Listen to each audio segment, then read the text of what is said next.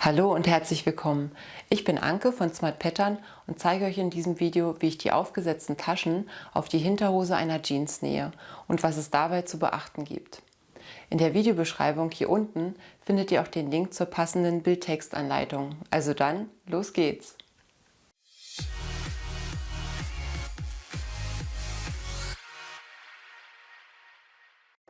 Ich benötige folgende Schnittteile aus Oberstoff: die Hinterhose, bei der bereits Sattel und Gesäßnaht geschlossen sind, und die aufgesetzte Tasche doppelt. Aus Papier das Schnittmuster der aufgesetzten Tasche zum Übertragen der Ziersteppung, idealerweise Kopierpapier und ein Kopierrad. Außerdem aus Papier die Schablone der fertigen aufgesetzten Tasche und die Schablone zum Anzeichnen der Taschenposition. Des Weiteren Stecknadeln und Clips, Kreide oder Markierstift und eine Handarbeitsschere.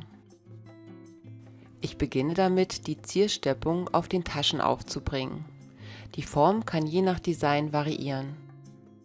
Zunächst lege ich die Taschen mit der rechten Stoffseite nach oben vor mich hin. Zum Übertragen der Ziersteppung verwende ich Kopierpapier.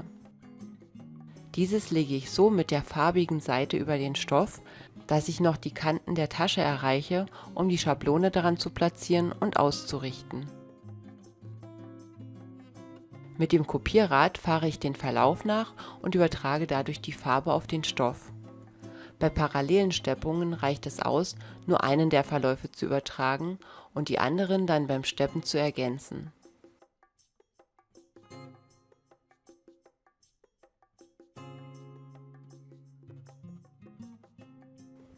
Für die rechte Tasche spiegle ich die Schablone und verfahre auf die gleiche Weise.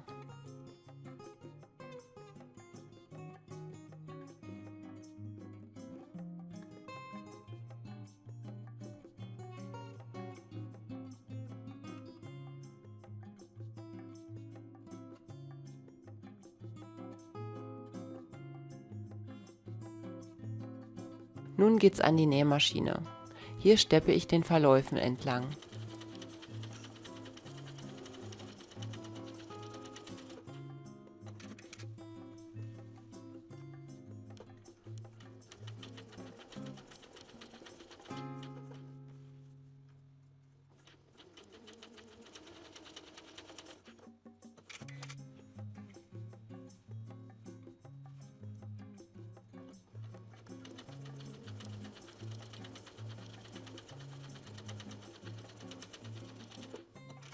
Nach dem Steppen bürste ich die Farbe des Kopierpapiers so gut es geht vom Stoff. Ich habe hier extra ein Papier gewählt, das farblich zu meinem Steppgarn passt. So fällt es nicht auf, falls ich die Farbe nicht vollständig entfernt bekomme. Dann überbügle ich die Steppungen. Anschließend wird der Einschlag am Tascheneingriff doppelt eingeschlagen. Dazu bügle ich die Oberkante an den Knipsen zur linken Seite um.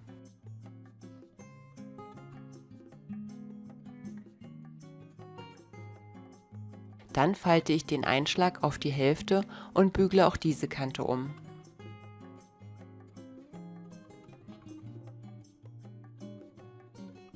Nun wird der doppelte Einschlag festgebügelt und anschließend festgesteckt.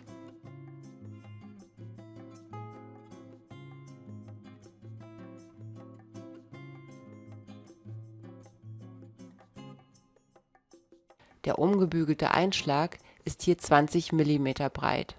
Daher steppe ich ihn mit 2 mm weniger Breite, also mit 18 mm Kantenabstand, in kontrastfarbigem Garn von der Außenseite fest. Danach werden die seitlichen Kanten umgebügelt. Hierzu verwende ich die Schablone der fertigen Tasche als Bügelhilfe. Die Schablone wird so platziert, dass deren seitlicher Knips auf der gleichen Seite wie bei der Tasche liegt. An der Eingriffkante soll sie bündig anliegen und ansonsten die 1 cm breite Nahtzugabe sichtbar bleiben. So können die Kanten der Tasche entlang der Schablone umgebügelt werden.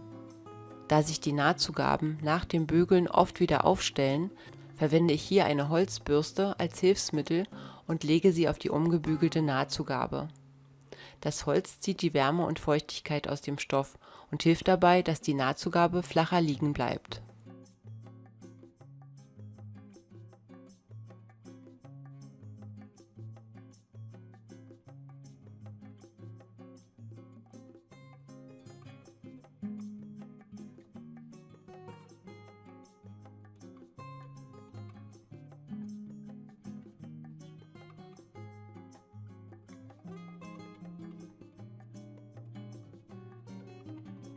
Solltest du eine gerundete Taschenform gewählt haben, empfehle ich, die fertige Taschenschablone mit einer Pappe zu unterkleben und dadurch zu verstärken. Beim Auflegen achte ich darauf, dass die seitlichen Orientierungsknipse von Tasche und Schablone wieder auf der gleichen Seite sind. Mit der festeren Schablone ist es einfacher, die Nahtzugabe entlang der Kante umzubügeln. Besonders an den Rundungen braucht man dafür etwas Geduld und Fingerspitzengefühl.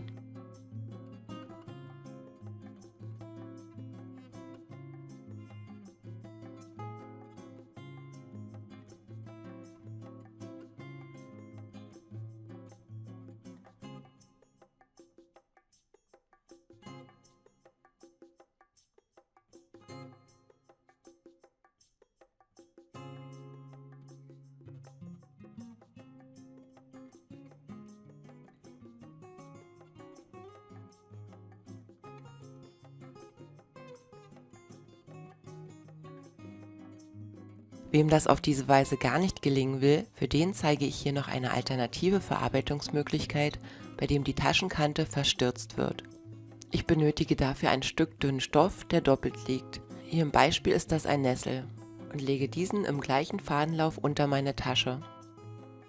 Dann zeichne ich die Schräge des Tascheneingriffes auf dem Nesselstoff an. Bis an diese Markierung schiebe ich die Einschlagkante meiner Tasche und übertrage die Taschenform auf den Stoff. Anstelle des Nesselstoffes kann beispielsweise auch ein Futterstoff verwendet werden. Dann zeichne ich einige Zusammensetzmarkierungen beim seitlichen Orientierungsknips sowie vor und nach den Rundungen auf Tasche und Stoff. Anschließend kann ich die Tasche vom Nesselstoff nehmen. Ich markiere mir 4 mm Abstand innerhalb der Taschenform. Dann verlängere ich auch die Zusammensetzmarkierung nach innen und schneide nun den Stoff zurecht.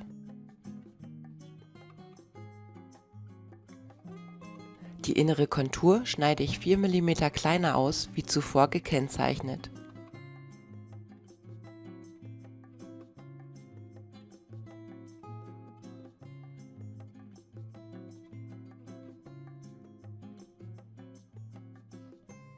Anschließend knipse ich im Nessel die Zusammensetzmarkierung 5 mm weit ein. Ich lege nun meine Taschenkanten gleich aufeinander und zwicke auch hier diese Markierungen ein.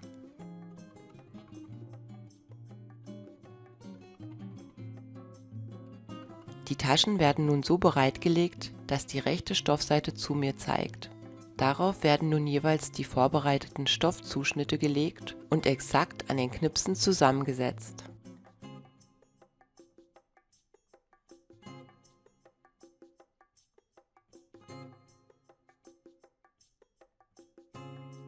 Der Stoff wird nun mit 8 mm Kantenabstand an die Taschenkante genäht.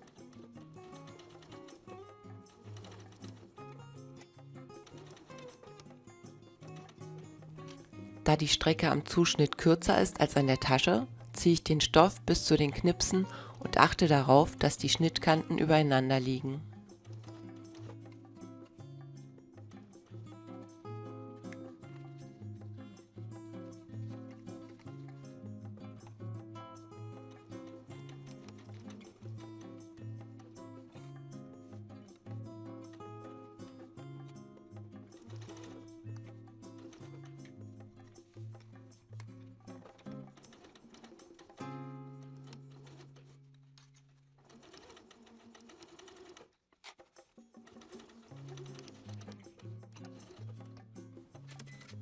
Die verstürzte Nahtzugabe wird in der Rundung und an der Spitze auf ca. 3 mm Breite zurückgeschnitten.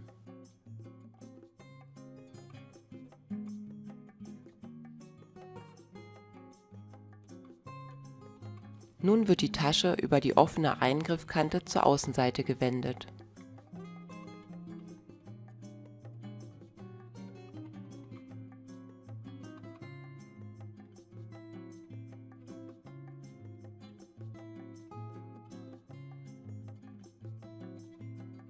Die Kante wird dann festgebügelt, wobei auf der Nesselseite ringsrum ca. 2 mm Paspellierung vom Jeansstoff sichtbar wird.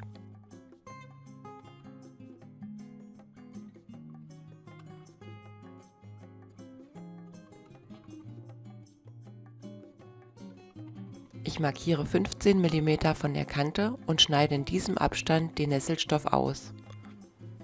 So wird er beim Aufsteppen der Tasche bei zum Beispiel 2 und 8 mm Steppabstand noch gut mitgegriffen.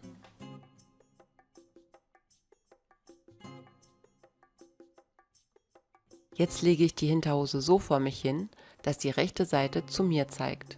Ich platziere die Schablone für die Taschenposition so auf dem linken Hosenteil, dass sie an der rechten Steppnaht der Gesäßnaht anliegt und mit der Oberkante an der Sattelnaht.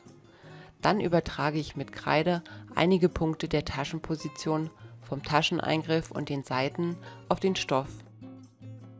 Für die rechte Taschenposition spiegle ich die Anzeichenschablone und verfahre ansonsten genauso. Diesmal muss die Schablone dann an der linken Stepptür der Gesäßnaht anliegen, sodass die Taschen am Ende optisch den gleichen Abstand von der Gesäßnahtsteppung haben.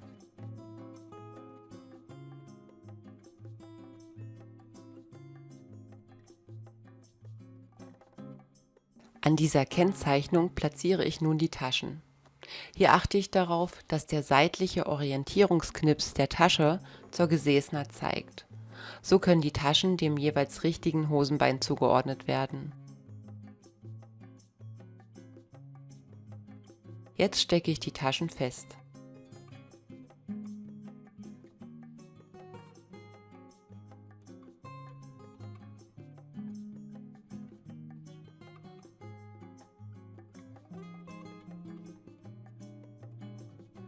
Bevor ich die Taschen aufsteppe, übertrage ich den Verlauf der inneren Stepptour von der Schablone auf die Tasche.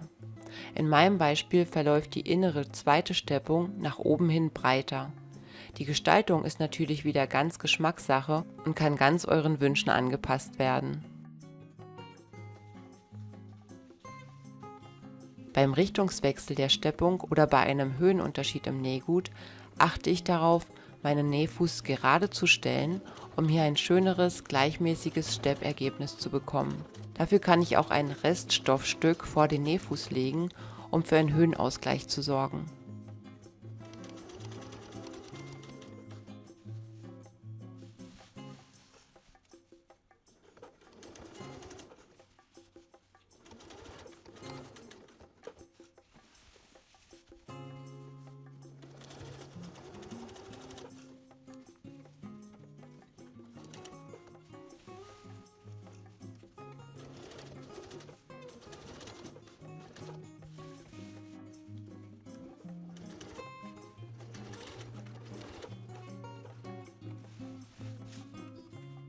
An der Eingriffkante schiebe ich die Nahtzugabe mit einer Schere oder Ahle nach unten, so dass der Einschlag nicht hervorschaut.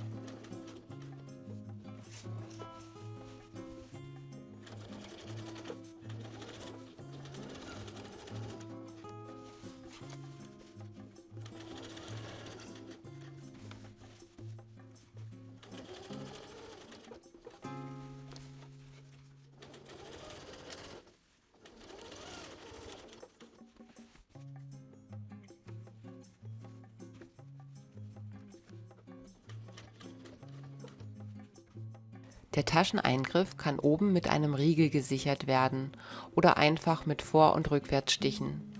Im Beispiel verwende ich einen schmalen Zickzackstich bei 1,5 Stichbreite und 0,4 Stichlänge.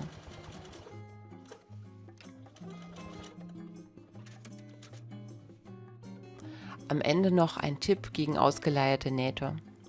Wenn der Stoff schräg geschnitten ist, dehnt er sich beim Zusammennähen gern aus. Daher ist es oft nicht ganz einfach, Teile miteinander zu verbinden, wo der Stoff einen schrägen Fadenlauf hat. Daher verwende ich hier als Hilfsmittel einen Streifen aus feinem Schleifpapier. Dieses habe ich im Baumarkt gekauft und mir einen ca. 2 cm breiten Streifen davon abgetrennt. Beim Nähen lege ich diesen nun neben meiner gewünschten Steppung mit unter den Nähfuß und führe ihn mit. Dadurch dehnt der Stoff sich dann nicht aus.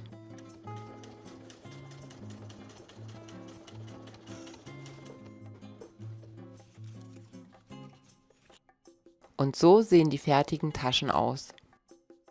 Im folgenden Video könnt ihr schauen, wie ich die Beinnähte zusammennähe, oder wählt auch gerne einen anderen Arbeitsschritt aus der Playlist.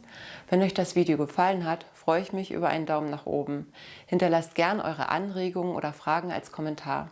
Dann vielen Dank fürs Zuschauen, macht's gut und bis zum nächsten Mal.